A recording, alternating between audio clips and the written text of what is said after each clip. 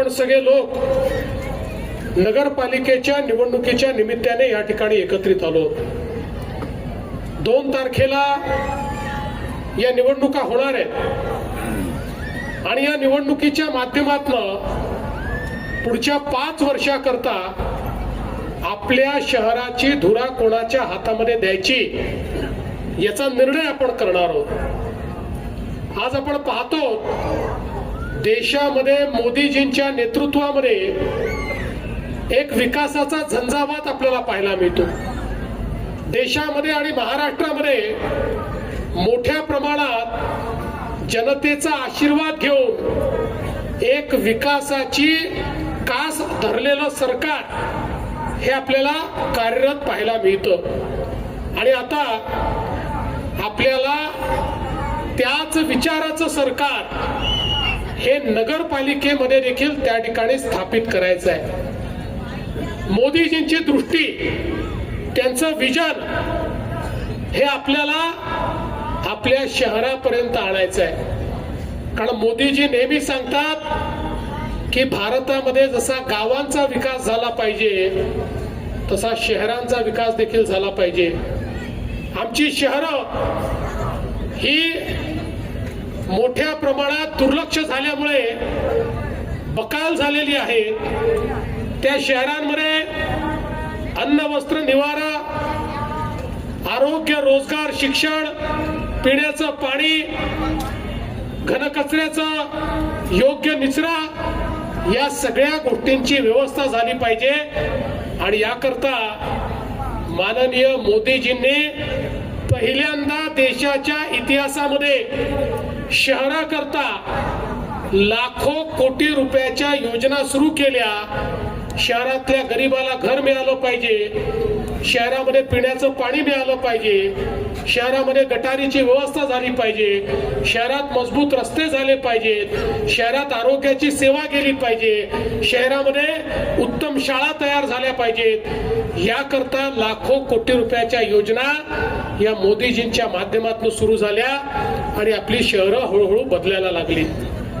आज महाराष्ट्राचा विचार केला तर 50% महाराष्ट्र, जवळपास महाराष्ट्राची 6.5 कोटी लोकसंख्या ही महाराष्ट्राच्या 40,000 गावांमध्ये राहते. पण त्याच वेळी महाराष्ट्राची 6.5 कोटी उरलेली लोकसंख्या, अर्धी लोकसंख्या ही केवळ 400 शहरांमध्ये राहते. 400 शहरांमध्ये 50% लोकसंख्या राहते. या 400 शहरांचा चेहरा मोहरा जर आपण बदलला तर आपण खऱ्या अर्थानं मोठ्या प्रमाणात या 50% लोकसंख्येला उत्तम जीवनमान त्या ठिकाणी देऊ शकतो, त्यांच्या जीवनामध्ये विकास आणू शकतो.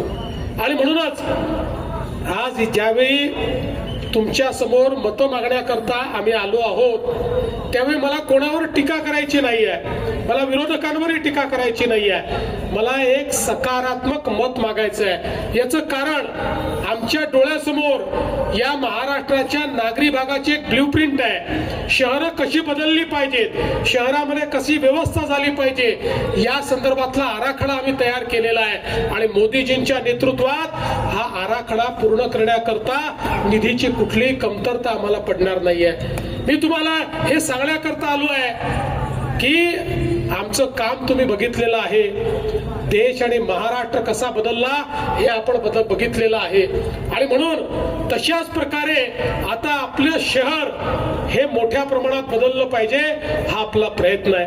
आज संजूभाऊ सावकारे यांच्यासारखा एक मंत्री, एक आमदार आपल्याला मिळाल्यानंतर त्यांनी इतक्या मोठ्या प्रमाणात या भुसावळ शहरामध्ये वेगवेगळ्या प्रकारची विकासाची कामं केली. आणि मला आठवतं मध्यंतरी कॅबिनेटमध्ये पिण्याच्या पाण्याच्या योजनेच्या संदर्भात त्यांनी विषय मांडला आणि त्यांनी सांगितलं आमच्या टप्पा 2चं काम तर जोरात चालू आहे, पण टप्पा 1चं काम होत नाही, तो कॉन्ट्रॅक्टर काम करत नाही. आपण तात्काळ सांगितलं फोरक्लोज करा आणि नवीन माणसाला ते काम द्या. ती आता व्यवस्था चालली आहे.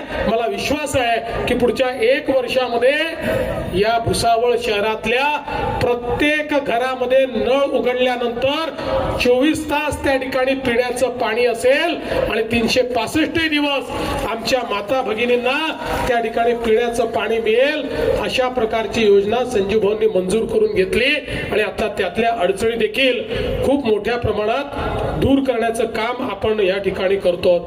आणि एवढंच नाही तर आज वेगवेगळ्या प्रकारे या ठिकाणी जो विकास आपल्याला करायचा आहे, मला सांगताना आनंद वाटतो की महाराष्ट्रातल्या शहरांमध्ये पिण्याच्या पाण्याच्या योजना आणि सांडपाण्याच्या योजना, गटारीच्या योजना याकरता आम्ही वर्ल्ड बँकेला प्रपोजल दिलं आणि वर्ल्ड बँकेला सांगितलं आमच्याकडे इतके पैसे आहेत, केंद्र सरकार इतके पैसे देणार आहेत, एवढी गॅप पडते आहे, आम्हाला एकही शहर असं ठेवायचं नाहीये की ज्या शहरामध्ये ओपन नाल्या आहेत, आम्हाला प्रत्येक ठिकाणी भुयारी गटार पाहिजे आणि नुसतं भुयारी गटार नाही तर त्यातनं जे काही सीवेजचं पाणी आहे ते ट्रीट झालं पाहिजे, एसटीपी तयार झाला पाहिजे.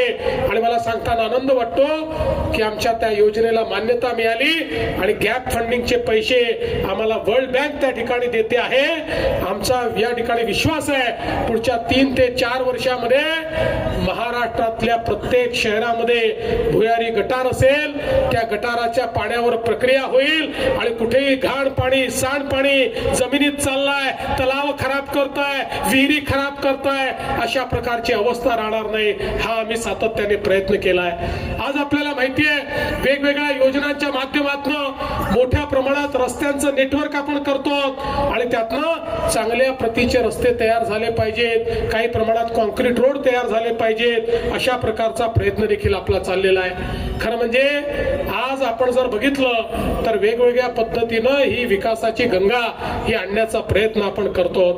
आज मला या गोष्टीचा आनंद आहे की आपण जे दोन्ही उमेदवार या ठिकाणी दिलेले आहेत या कर्तृत्ववान अशा प्रकारच्या दोन्ही स्त्रिया आहेत.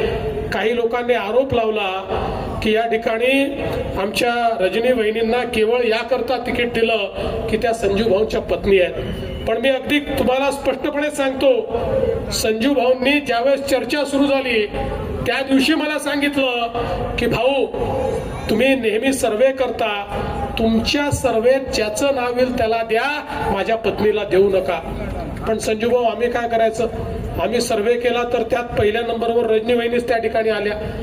त्याच्यामुळे हा पक्षाने निर्णय केला. हा निर्णय संजीव भाऊचा निर्णय नाही आहे, हा पक्षाने निर्णय केलेला आहे आणि त्याही गेल्या 15 वर्षापासून सामाजिक सेवेमध्ये आहे. प्रतिष्ठा महिला मंडळाच्या माध्यमातून सातत्याने महिलांना प्रतिष्ठा मिळवून देण्याचं काम त्या करतात. रोजगाराचं प्रशिक्षण असेल, रोजगार मेळावे असतील, महिला निर्मित वस्तूंची विक्री असेल, कुपोषित बालकांसाठी आरोग्य सेवा असेल, असे अनेक उपक्रम हे त्यांनी या ठिकाणी राबवलेले आहेत. आणि त्यासोबत वेगवेगळ्या ज्या काही आमच्या जुन्या प्रथा आहेत त्या प्रथा देखील, मग आपला आखजीचा उत्सव असेल किंवा वेगवेगळ्या ज्या आमचे उत्सव असतील त्याही साजरं करण्याचं काम सातत्याने त्या करत असतात. आणि मला विश्वास आहे की निश्चितपणे या ठिकाणी भुसावळमध्ये रजनीताई आणि वरणगावमध्ये श्यामलताई या निवडून आल्यानंतर या शहराचा विकास करण्याकरता प्राधान्याने भूमिका घेतील. आणि मी हे देखील सांगायला आलो आहे की हे दोन उमेदवार एकटे नाही आहेत. हे निवडून आल्यानंतर यांच्या पाठीशी संजय भाऊ आहेत, यांच्या पाठीशी गिरीश भाऊ आहेत, यांच्या पाठीशी आमचे खासदार मंत्री आहेत आणि यांच्या पाठीशी देवा भाऊ देखील आहे. देवा भाऊही या ठिकाणी पूर्णपणे या दोन्ही भगिनींना पूर्ण ताकद या ठिकाणी देणार आहे. आणि म्हणून मी तुम्हाला एवढाच विश्वास देऊ इच्छितो, आज इतक्या मोठ्या प्रमाणात ही सगळी कामं या ठिकाणी चाललेली आहे, वेगवेगळी कामं ही पूर्ण होत आहेत. पण संजीव भाऊंचा सातत्याने एक आग्रह मात्र आहे की मी टेक्सटाईल मंत्री आहे आणि माझ्या भुसावळमध्ये टेक्सटाईल नाही, तुम्ही काहीतरी करा. आणि मध्येच गिरीश भाऊ तुम्ही भुसावळमध्ये शिरण्याचा प्रयत्न करू नका, म्हणजे तसं शिरा, तुम्ही त्या रस्त्यावरच तुम्हाला शिरावं लागेल, तुम्ही आमचे नेतेच आहात, पण तुमचा उद्योग वेगळा म्हणजे टेक्सटाईलचा आणि यांचा उद्योग वेगळा. त्यामुळे संजू भाऊ मी जानेवारीमध्ये डावोसला जातोय आणि डावोसून आल्यानंतर किमान एक तरी टेक्सटाईलचा उद्योग तुमच्या भुसावळमध्ये आणल्याशिवाय मी राहणार नाही. त्याकरता सगळा पुढाकार जो आहे हा पुढाकार मी घेईल आणि निश्चितपणे या ठिकाणी मोठ्या प्रमाणात हे सगळं काम आपण करून दाखवू. आज आपल्याला माहिती आहे दीपनगरमध्ये आपण त्या ठिकाणी एक 650 मेगावॅटचा एक नवीन प्रकल्प त्या ठिकाणी 660चा पूर्ण केला.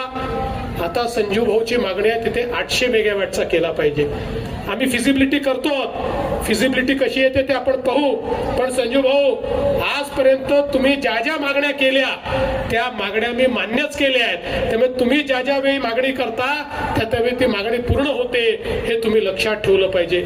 मी आज या निमित्ताने एवढंच सांगणार जे काम आहे आपलं भुसावळचं रेल्वे स्टेशन 147 कोटी रुपये त्याच्याकरता मंजूर झाले. चकाचक रेल्वे स्टेशन त्या ठिकाणी होत आहे. मंडळातले 35 स्टेशन बदलत आहेत आणि मोठ्या प्रमाणात हे काम होताना आपल्याला पाहायला मिळत आहे. आणि मी या निमित्ताने सांगतो, हे सरकार गरिबांकरता काम करणारं सरकार आहे, महिलांकरता काम करणारं सरकार आहे. कालच आम्ही निवडून यायला 1 वर्ष पूर्ण झालं. कालच्याच दिवशी 1 वर्षापूर्वी आम्ही या ठिकाणी निवडून आलो होतो. आणि मला हे सांगताना आनंद वाटतो, जेव्हा आम्ही निवडून आलो त्यावेळी लोक म्हणायचे आता हे निवडून आले आता लाडकी बहीण योजना बंद करतील. 1 वर्ष झालं योजना सुरूच आहे आणि जोपर्यंत देवाभाऊ मुख्यमंत्री आहे लाडकी बहीण योजना कोणी बंद करू शकत नाही. ही योजना सुरूच राहणार आहे. आज आपल्याला सांगताना आनंद वाटतो की गरीबाला आरोग्य सेवा मिळाली पाहिजे. महात्मा फुले जनआरोग्य योजना आपण सुरू केली, 5 लाखापर्यंतचा इलाज मोफत केला. आता मागच्याच महिन्यामध्ये आतापर्यंत 1300 रोगांवर आपण इलाज देत होतो. आता 2400 रोगांना 5 लाखापर्यंतचा खर्च हा आपण मोफत देतोय. आणि त्याच्यावर 27 रोग असे आहेत की ज्या रोगांकरता 5 लाखाच्या वरचा खर्च देखील राज्य सरकारच्या वतीनं आपण करतो. आमचा प्रयत्न आहे प्रत्येक माणसाला आरोग्य मिळालं पाहिजे. आणि आता तर मोदीजींनी त्या ठिकाणी आयुष्यमान आरोग्य केंद्र दिलेलं आहे. आयुष्यमान आरोग्य केंद्र हे प्रत्येक नगरपालिकेच्या क्षेत्रात आपल्याला स्थापित करायचं आहे. त्यातनं प्रत्येकाकरता डॉक्टर आणि मोफत अशा प्रकारची औषधी ही आपल्यापर्यंत पोहोचणार आहे. आणि म्हणून या सगळ्या योजना आपल्यापर्यंत पोहोचवण्याकरता माझी आपल्याला विनंती आहे की या ठिकाणी संपूर्ण या जिल्ह्यामध्ये भारतीय जनता पक्षाला आपण निवडून द्या. मी आमच्या साधना वहिनींचं अभिनंदन करतो. साधनाताई महाजन या बिनविरोध निवडून आलेल्या आहेत. आणि आता आपल्या भुसावळवरनं रजनीताई सावकारे आहेत, वरणगाववरनं श्यामलताई झांबरे आहेत, चोपड्यावरनं साधनाताई चौधरी आहेत, यावलवर रोहिणीताई फेगडे आहेत, फैजपूरवरनं दामिनीताई सराफ आहेत, सावद्याला रेणुकाताई पाटील आहेत, रावेरमध्ये संगीताताई महाजन आहेत, मुक्ताईनगरला भावनाताई महाजन आहेत, शेंदुर्णीला गोविंद अग्रवाल जी आहेत, नशिराबादला योगेश पाटील आहेत, पाचोऱ्याला सुचिता दिलीप वाघ आहेत, भडगावला सुशीलाबाई पाटील आहेत, एरंडोलला नरेंद्र ठाकूर आहेत आणि 40 गावला प्रतिभा मंगेश चव्हाण आहेत. म्हणजे जळगाव जिल्ह्यामध्ये आम्ही महिला राज आणतो आहे. आणि हा महिला राज आणण्याकरता आणि या जिल्ह्यातल्या प्रत्येक नगरपालिकेला त्या ठिकाणी सक्षम करण्याकरता आपण 2 तारखेला कमळाचीच बटन दाबावी. मी तुम्हाला एवढंच सांगतो, 2 तारखेची जबाबदारी तुम्ही घ्या, पुढच्या 5 वर्षाची जबाबदारी आम्ही घेऊ. 2 तारखेला तुम्ही कमळ दाबा, 5 वर्ष विकास तुमच्यापर्यंत पोहोचवण्याचं काम आम्ही करू. एवढंच या निमित्ताने बोलतो आणि माझं बोलणं संपवतो.